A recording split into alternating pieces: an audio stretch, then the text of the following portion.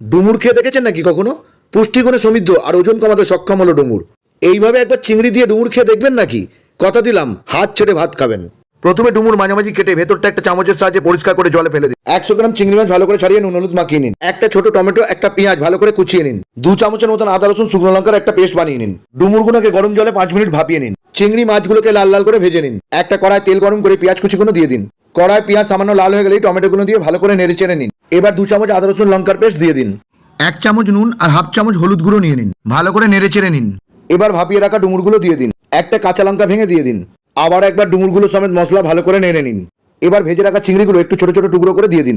আর হ্যাঁ, মাছের মাথাগুলো ফেলবেন কেন? দিয়ে দিন, দিয়ে নেড়ে চেড়ে দিন, টেস্ট আরো বেড়ে যাবে। এবার বেশি না, হাফ কাপের মতন জল ঢেলে দিন। জল শুকিয়ে গেলে একটু ধনেপাতা কুচি দিয়ে ইতিগজ করুন। এবার প্লেটে সাজিয়ে গরম গরম ভাত নিয়ে নিন। একবার করেই দেখুন না এইভাবে ডুমুর চিংড়ি, কষা মাংসকেও হাড় মানাবে। আপনারা কি করবেন করুন, আমি চললাম, টাটা।